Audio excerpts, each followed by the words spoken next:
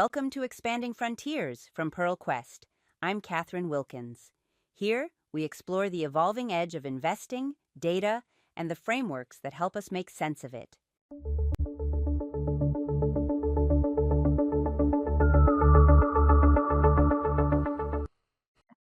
Welcome. My guest today built an index around an idea so simple it almost sounds obvious, that the people running a company should have real money on the line. Haren Bhakta is the founder of the Inside Ownership Index. And what I find genuinely interesting about his work is that the thing his methodology waits by is the very thing the standard approach strips out. Haren, welcome to Expanding Frontiers. Thank you. Thank you for having me on. And that's exactly right. What you said about our methodology is what the incumbents strip out. That's well put.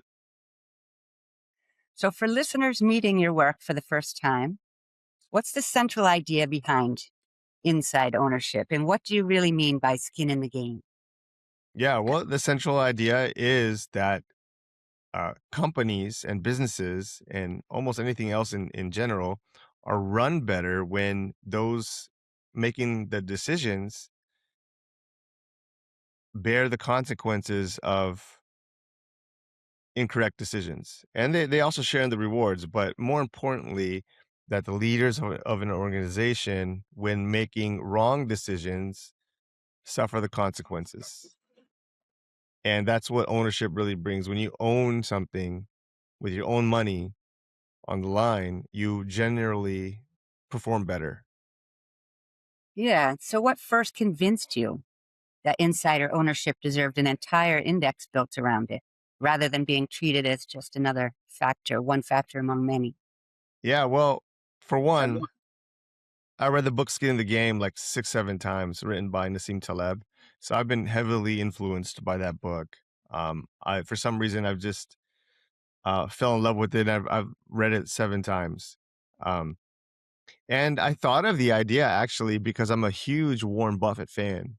So I've attended the Berkshire annual meetings since 2017. I haven't missed one. And I've listened to every Berkshire annual meeting on YouTube since 1994.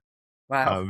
Yeah, many of them more than one. So consumed Warren Buffett, for maybe 10,000 hours at least, for a long time. And anyway, I bought a lot of Berkshire Hathaway because of that trust in him and for my clients as well. So in 2024, when I'm sitting at the meeting, I thought of this index while I was sitting there. And it was the first meeting where Charlie Munger had passed away and he wasn't there. So it was the first time that he wasn't at the meeting. And I'm sitting there in the back of my mind, kind of afraid, what am I going to do with all my Berkshire shares from my own shares and my clients' shares when Warren Buffett dies? And that's when it hit me at some point during the meeting when someone asked a question about the S&P. It hit me that the S&P will actually be buying more Berkshire Hathaway when Warren Buffett dies. Because as you spoke about, this is what the S&P strips out, right? They strip out controlling shareholders because the S&P is what's called free float adjusted. And I just thought, who would want more Berkshire Hathaway after Warren Buffett? We should want more while he's there. And the same thing can be applied to every other company. Who would want more Tesla without Elon Musk? Who would want more Meta without Mark Zuckerberg? And the list goes on. Who would want more Nike without Phil Knight? Nike is actually the worst performing S&P 500 constituent in terms of value destroyed over the last 5 years. And, Phil Knight is gone. And this is what happens. It could be between PayPal and Nike, but the point is that this is what happens when those responsible for the success of an organization leave. The companies often decay. So it strikes me as free float weighting is designed to strip out closely held shares, including insider stakes, on the logic that only freely tradable shares should count. And your Right. index does close to the opposite, weighting the market value of insider held shares. Is it fair to say your methodology treats as the core signal the very thing that the standard approach screens out? Yeah. Absolutely, absolutely. So, So the S&P actually wasn't always free float adjusted. The S&P started free float adjusting around 2005, I believe.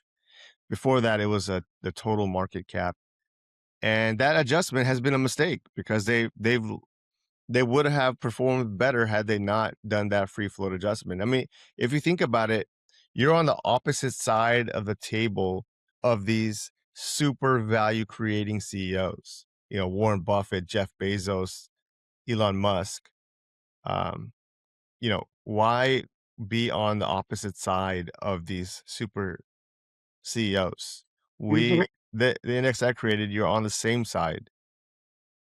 So I'm going to put my teacher's hat on. As I Sure. think this is great. It's, this whole index weighting. For listeners new to this, how would you compare the main weighting philosophies, cap weighting, equal weighting, fundamental or smart beta approaches? And where would the insider ownership weighting sit among those? Yeah, well, for one, I think equal weighting is a complete mistake. Now, equal weighting takes all 500 companies and puts a little bit in each one.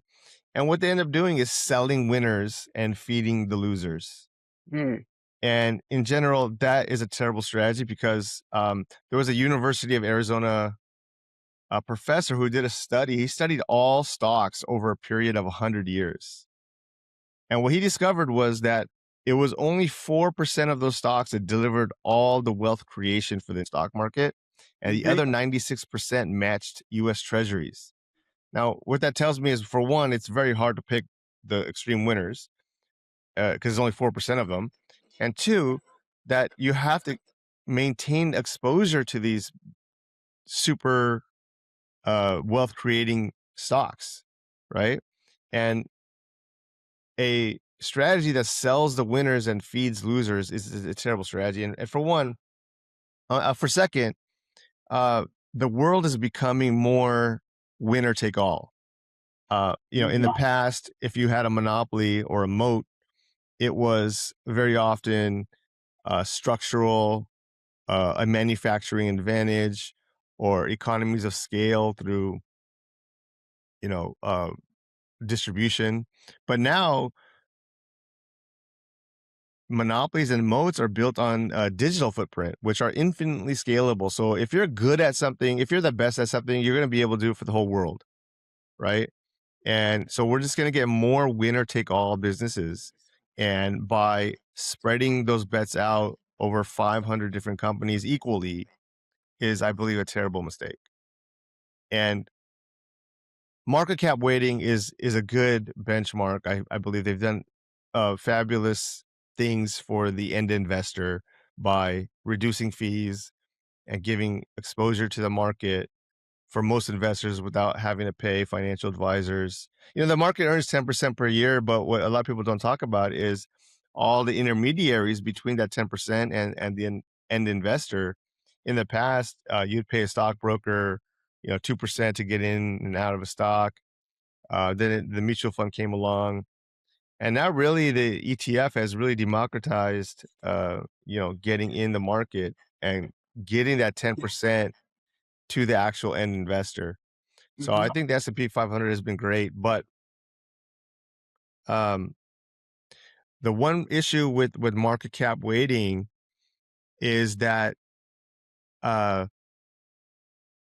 now stocks exhibit power laws, right? Which is why the S&P 500 has done so fabulous, is that you're getting exposure to the best performing companies, and you never sell, so you're getting constant exposure to these great performing stocks. But it's the leaders of these organizations that exhibit much bigger power laws. So by using an inside ownership method, you're now getting more exposure to these super CEOs who are really the ones creating all the value. Mhm. And You framed the ownership based benchmarks as being complementary to traditional ones rather than replacing them. So, how do you see using them together? Well, I think I believe in a for the general investors, I believe in a core satellite approach, meaning building a core portfolio. And if you want to buy individual stocks, you kind of buy it as a satellite, but you always have your core. And using an inside ownership ETF, which we have the ETF, which we haven't talked about yet. Ticker symbol is OWN, own. Oh, Yeah. Um, and using that in conjunction with a similar passive market cap weighted one, I believe you have a solid core. And if you want to pick individual stocks to potentially earn alpha, I recommend doing that with maybe like 10% of your portfolio, but the other 90% of your equity exposure should just be mostly just ETFs. I believe you're much better off owning a basket of ETFs than picking stocks. But most people will pick stocks because we all have opinions on where the market's going, and we should express those with individual stocks. But we shouldn't make that the central core of our portfolio. We should all be owning exposure to the market via ETFs. yeah. Does your weighting um, result in any kind of sector tilts or change the size profile relative to cap weighted? Absolutely. So now, inside ownership favors technology companies, and not because technology companies have high inside ownership. It's because successful technology companies have high inside ownership. It's newer. For example, if you look at the S&P 500, now we're about to get three big IPOs. One already happened, SpaceX. The other two, OpenAI and Anthropic. Now we're going to see the top 10 companies in the U.S. all pretty much founded in our lifetime. These are new companies, but you know what? That's nothing new. It's always been that uh, it's newer companies that really drive value, right? Because once old companies get hired CEOs, they generally don't participate in disruption. Mhm. So we are tilted more to technology. We are more concentrated than S&P because of those power laws. So Elon Musk, Jensen, Jeff Bezos, Warren Buffett, these are extreme winners. And by indexing to them, you're going to get a more concentrated portfolio, right? Yep. But a lot of people ask me, did you does the inside ownership methodology outperform the S&P simply because you got more exposure to technology and technology happens to be in favor? But I launched the Inside Ownership Technology Only Index, and we can compare that to the S&P 500 Technology Only, Hmm. and we outperformed by an even wider margin. And that's Okay. because, again, it takes ownership to really create value, and it's the companies where leaders own a meaningful stake in their company are the ones that truly create disruptions. Apple has been a great performing stock over the last um, 20 years, despite Steve Jobs no longer part of the company, but they have not they have not created any disruptions since. It's been the iPhone that's really carried the performance, yeah, despite Steve Jobs leaving, right? So the next disruption that comes in that space, I don't believe it's going to be Apple that participates in that, All right. That's right? pretty Yeah, interesting with the technology itself. Um, when you carve that out and compare it to the technology index of the S&P, it outperforms still. So that's pretty yeah, interesting. yeah. So we're getting more exposure to the extreme winners, essentially. And Hmm. we're also getting less exposure to the losers. So I did a study of the worst performing stocks or the biggest value destroyers, I should say, of the S&P 500 over the last 5 years. And there was PayPal, Nike, and Disney. Those are the three main ones. And I believe it was uh, universal healthcare, or I forgot which one, but those three were the largest value destroyers. Hmm. And again, Disney, Nike, and PayPal no longer have their founders as part of their organization, and they have no ownership. Right. So let's talk a little bit about the index calculation. Um, Sure. your your index is calculated and published by S&P Dow Jones Indices. So for listeners, what does that relationship actually involve? What does it mean for an index to be calculated by a provider like S&P Dow Jones, and why did that matter to you? Yeah, I find it funny actually because they're a competitor. Investors have a choice of the S&P 500 ETFs and ours. But I wanted to use them because, uh, for one, there is a very credible index provider, right? There's no larger index than the S&P 500, so it's recognizable, extremely recognizable. They're credible, and having them publish and calculate the index just brought a lot of credibility to what we built. So I partnered with them. So it's on their website. They're the ones calculating and publishing the index.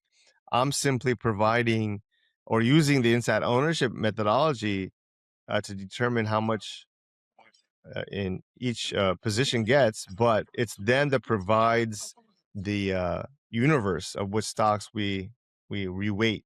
So they Hmm. provide the S&P 500, and we reweight those uh, using the inside ownership, the dollar value of inside ownership.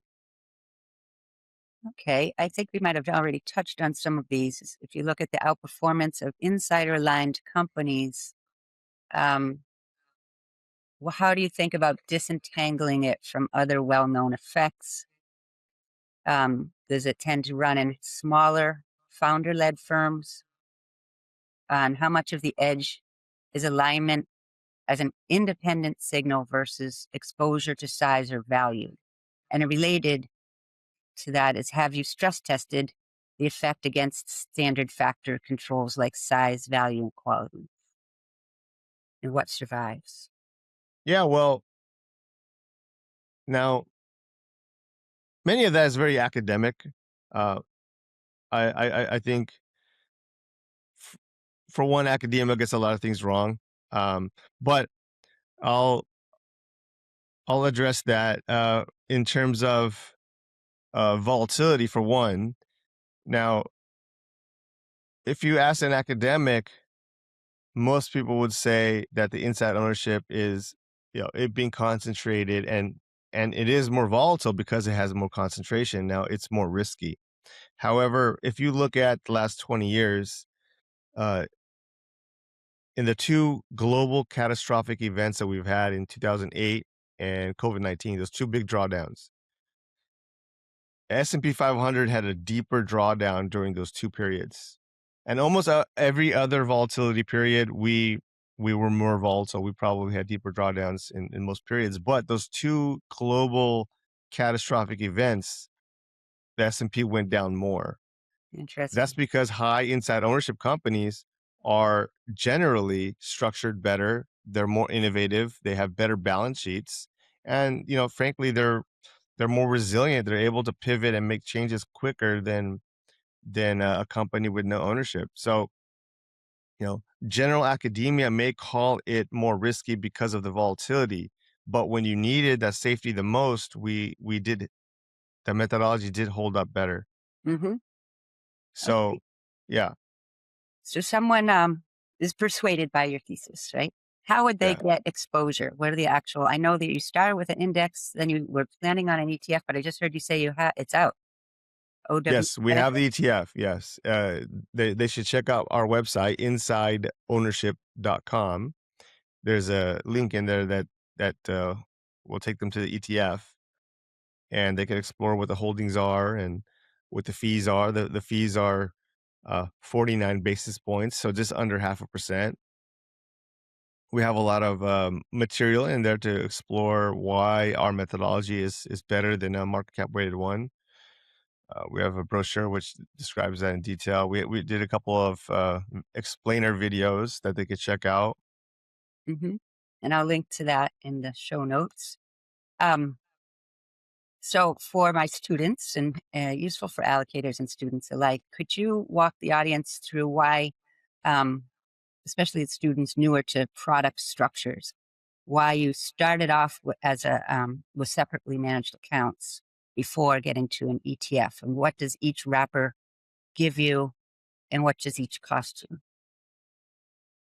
Well, an SMA, separately managed account, is an easy way of getting into the business, managing individual client accounts separately. So what we do is, the index has 100 stocks in it. So we take each client account and buy those 100 stocks in that proportion for each one individually.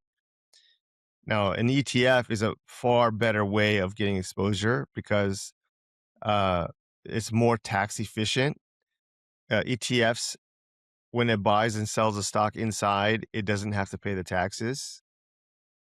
Okay. And so, there's some advantages for separately managed accounts because you could custom tailor it for certain clients. For example, I have one client who has 90% of his net worth in Nvidia, and Nvidia is a very large position in our index, but we could simply omit that one position Hmm. and run it as 99 stocks. So we could customize the index for individuals who may not want to add exposure to certain stocks, Hmm. right?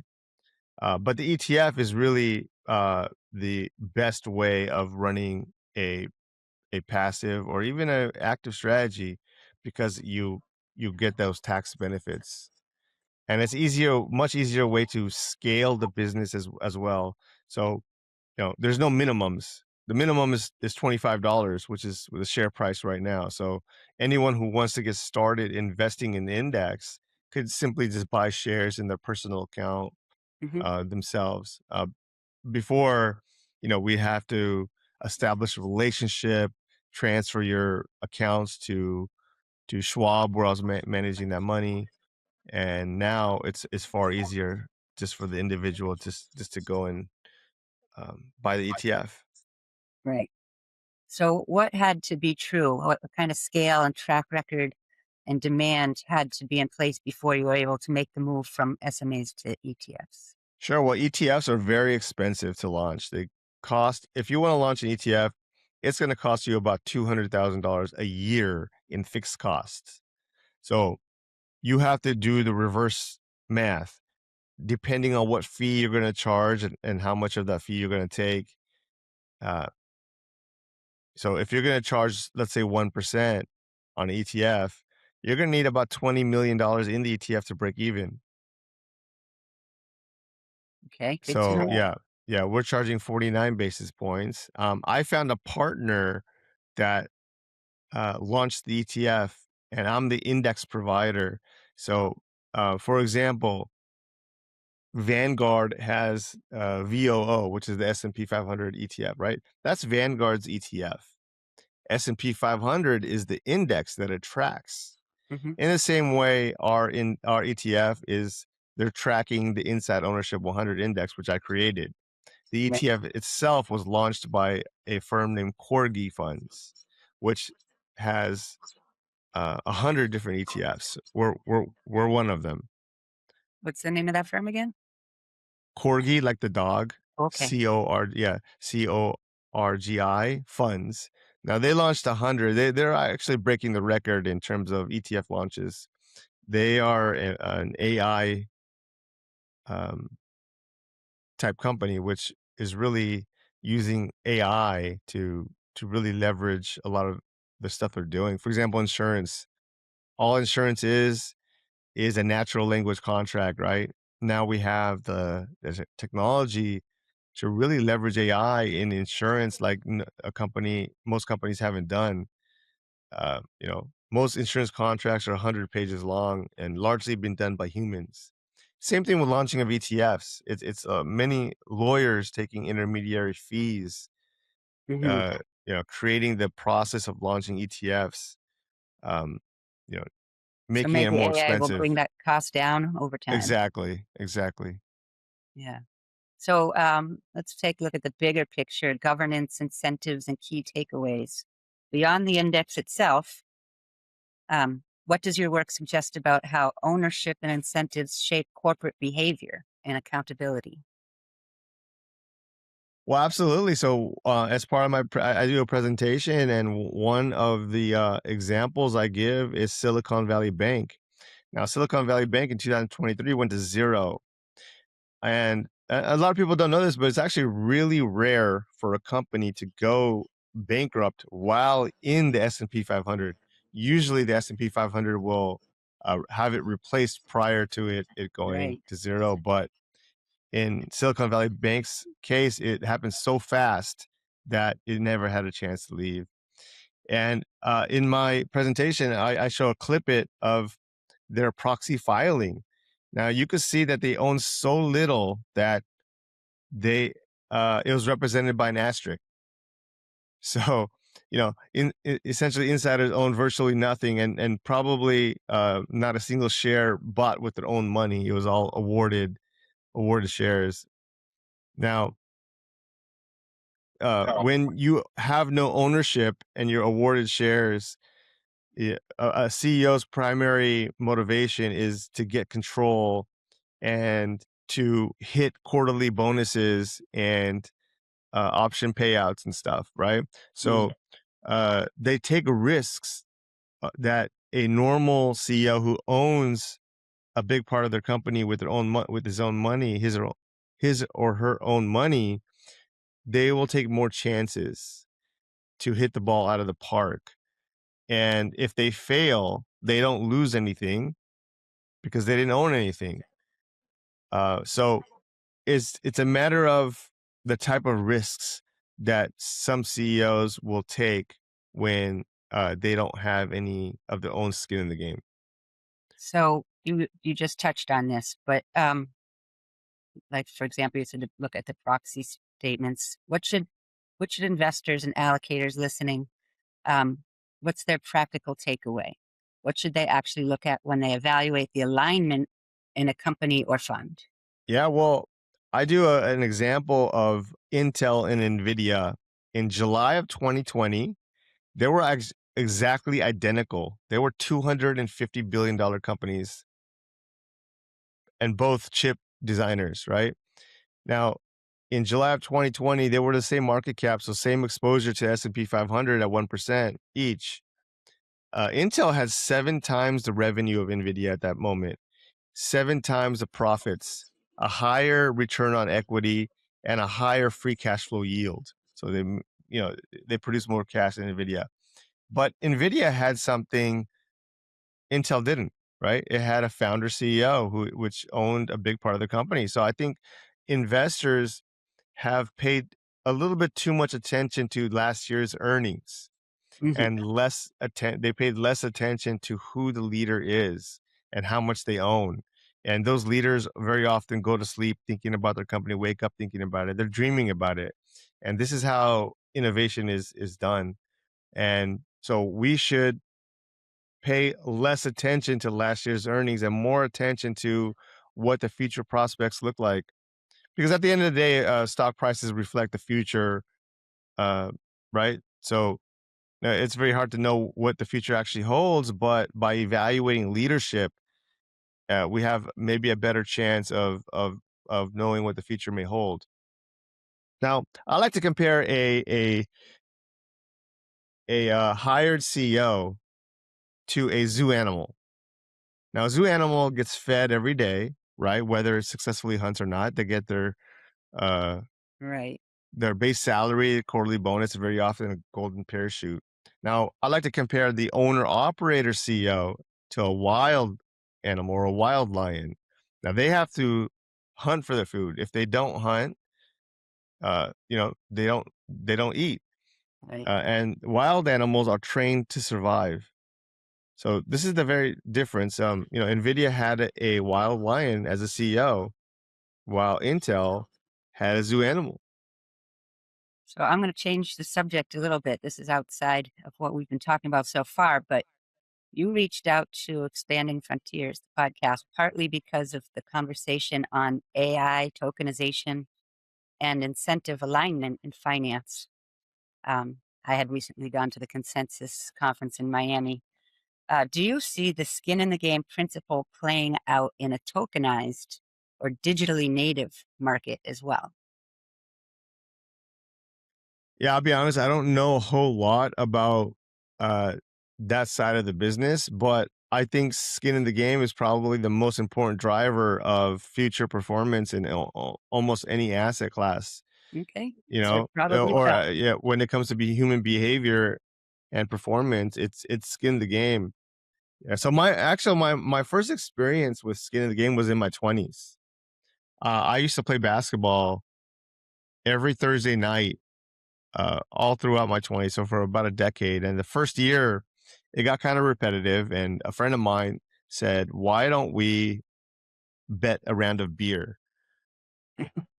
And the losing team had to buy the winning team a round of beer, and we did that for the next 9 years, every Thursday night. And Played better? yeah, oh my God, it changed everything. Honestly, we were diving for balls, we're pushing each other. Sometimes we even got in fist fights, but on the court, once you're off the court, we're all friendly again. That's how a lot of guys play. But it created a drive like no other. And it was not that we had to buy my friend a beer. That wasn't the part. It was the part that we bet on ourselves. Hmm. And that's what changed everything. And that was my first experience of realizing the power of skin in the game. And that's what we want in our CEOs. We want that drive. So And when they where buy shares with their own money, they have that drive. where do you want to take inside ownership next? Well, we have the one ETF. We're going to launch indices across the world. So we're going to launch inside ownership weighted in Japan, inside ownership weighted in China and Europe. Every market that has a market cap weighted indice should have an inside ownership weighted methodology behind it for investors to choose from. Sounds good. So, Haren, this has been a genuinely great conversation. The framing around what free float adjustment actually does and the governance lens of it all. It's exactly the kind of thing I wanted to dig into on this show. So, for listeners who want to go deeper, insideownership.com is the place. And I'll link to that in the show notes. Thank you so much for being the first live guest on Expanding Frontiers. Thank you for having me. It was fun.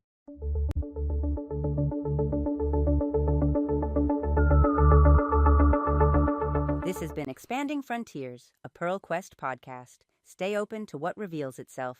Until next time.